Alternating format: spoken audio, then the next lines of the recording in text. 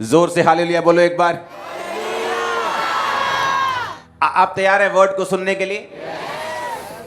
मैंने अपनी personal life में ये नोटिस किया है, जब भी आप छुटकारे की प्रेयर करते हैं कि परमेश्वर मुझे इस लेवल से छुटकारा चाहिए, मुझे इस चीज से छुटकारा चाहिए, मुझे फाइनेंशियल ट्रबल से छुटकारा चाहिए, मुझे कर्जे से छुटकारा चाहिए, मुझे इस बीमारी से छुटकारा चाहिए, मुझे अपने फैमिली मेंबर को मसीह में देखना है, इसके जीवन से शैतान से मुझे छुटकारा चाहिए।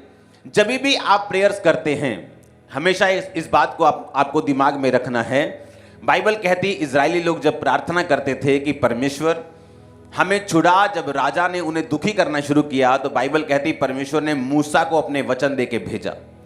जब भी आप लोग प्रेयर करते हैं हमेशा याद रखना, हमेशा आपको वचन के रूप में उसका आंसर मिलेगा, और जब वचन के रूप में आपको उसका आंसर मिलेगा और आप उसे फॉलो करेंगे, आपको कॉन्ग्रेचुलेशन फिर मैं बोलना चाहूंगा क्योंकि आप अपना छुटकारा पा लेंगे।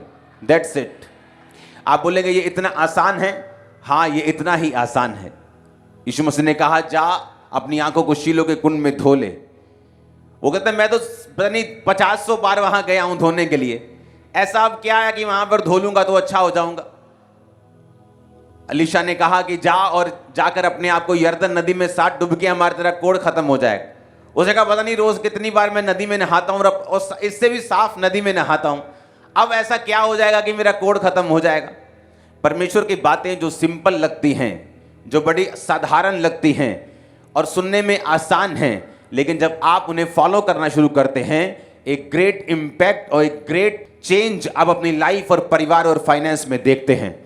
परमेश्वर किस तरह से चर्च में काम करता है, किस तरह से वो एक विश्वासी की लाइफ में काम करता है। बाइबल कहती है, पौलुस ने कहा अपने अपने उद्धार के विषय में काम करते जाओ। इसका मतलब क्या? उद्धार तो यीशु मसीह ने कर दिया। आपने यीशु मसीह को अपना उद्धारकर्ता ग्रहण कर लिया कि नहीं किया? किया है ना, इसलिए आप प्रभु भोज ले रहे हो। लेकिन बाइबल कहती है कि अपने उद्धार के विषय में काम करते जाओ। अगर एक बार मेरा उद्धार हो गया, मैंने जीसस क्राइस्ट को अपना उद्धारकर्ता ग्रहण कर लिया, स्वर्ग का अधिकारी बन गया, मैं स्वर्ग जा रहा हूं, आप स्वर्ग जा रहे हैं, जब यीशु मसीह लेने के लिए आएंगे हमें जीवित लेके जाएंगे। अगर हम ये बात पे विश्वास करते हैं तो बाइबल क्यों कहती है कि अपने अपने उद्धार के विषय में अब तुमको काम करना है? इसका मतलब कोई ऐसा काम है जो विश्वासी को परमेश्वर, एक विश्वासी को, एक पास्टर को एज ए बिलीवर वो आपको सौंपता है, जो आपको करना है, ताकि वो योजना, वो डेस्टिनी जिसके लिए आप बुलाए गए हैं, उद्धार पा लिया, ये तो शुरुआत है। आपने परमेश्वर को ग्रहण किया, ये तो शुरुआत है। परमेश्वर ने आपको अपने पास बुलाया है किसी बड़े काम के लिए, लेकिन वो काम आप हासिल नहीं कर सकते, वो बुलाहट आप हासिल नहीं कर सकते जब तक आप अपने उद्धार के विषय में काम नहीं करेंगे।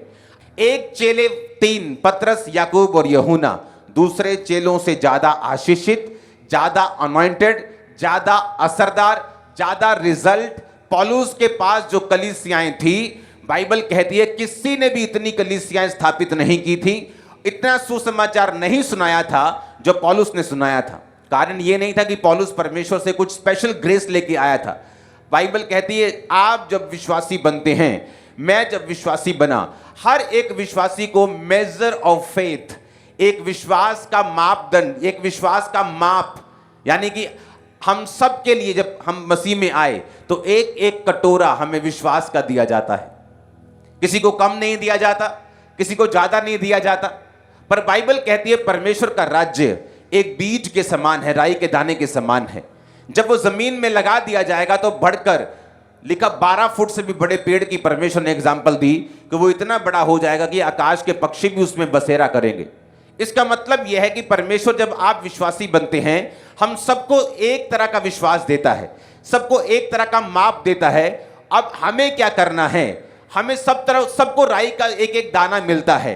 कोई तो उस दाने को छुपा लेता है, कोई तो खराब कर देता है, कोई तो उसे बोता नहीं, लेकिन कोई उसे बोता भी है, उसे सींचता भी है, उसकी रक्षा भी करता है, प्रार्थना भी करता है और उसको फलवंत होता हुआ देखता भी है। आज इस वचन को सुनने के बाद आप अपनी जिंदगी को फलवंत होते हुए और बढ़ते हुए और आगे जाता हुआ देखेंगे। हालेलुया।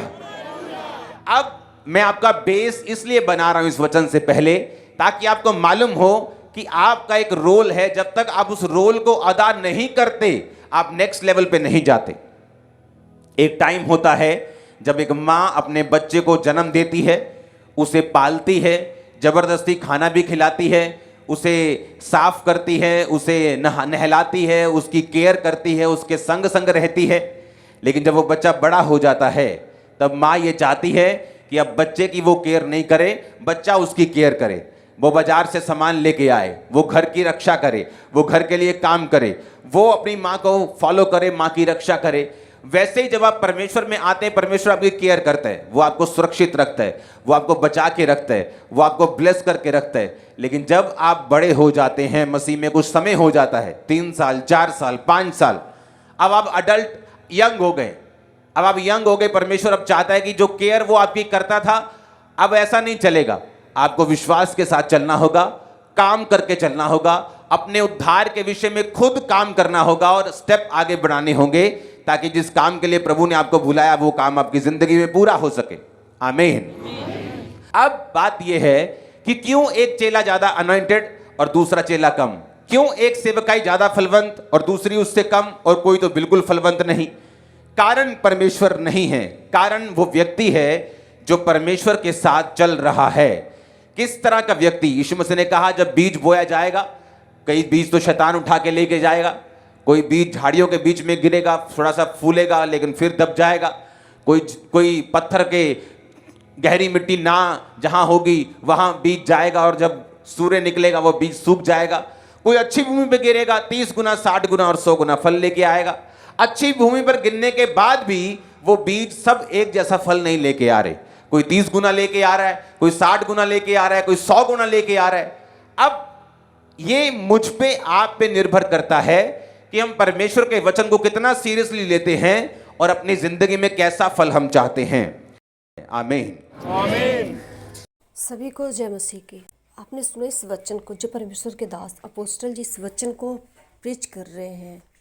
परमेश्वर किस तरह से चर्च में काम करते हैं, एक विश्वासी के जीवन में खुदावंद कैसे काम करते हैं। जब आप प्रभु यीशु मसीह को उद्धारकर्ता ग्रहण करते हो, आप बैप्टिज्म लेते हो, प्रभु भोज में शामिल होते हो, उसकी मेज़ में शामिल होते हो, तो प्रभु तब से आपकी लाइफ में काम करना शुरू कर देते हैं। और उद्धार के लिए आपको काम करना है। उद्धार के लिए आप कैसे काम कर सकते हैं, वो कौन सा काम है, क्या करें जो आपने उद्धार पाया, आपका फैमिली, आपके घर के मेंबर उद्धार पाए। तो अपने उद्धार के लिए आपको काम करना है। जैसे पौलुस प्रेरित काम किया उद्धार के लिए, लोगों के लिए, अपने लिए, उसी तरह आपको भी अपने उद्धार के लिए, अपने लोगों को उद्धार के लिए काम करना है। आप सुने इस वचन को और फॉलो करें, जो परमेश्वर के दास अपोस्टल जी इस वचन को प्रीच कर रहे हैं कि आपको अपने उद्धार के लिए काम करते रहना है। कैसे काम करना है? आप इस वचन को जब सुनेंगे, फॉलो करेंगे, आपको पता होगा कि परमेश्वर कैसे उद्धार देते हैं, परमेश्वर कैसे आपके जनरेशन को उद्धार देते हैं और कैसे खुदाबंद आपके लाइफ में काम करते हैं। विश्वास करती हूँ आप इस वचन को जब सुनेंगे, फॉलो करेंगे, तो आप बहुत सी चीज़ों से आज़ादी को पाएंगे और परमेश्वर आपके लाइफ में छुटकारे को देंगे। अद्भुत मिरेकल आपके लाइफ में होगा।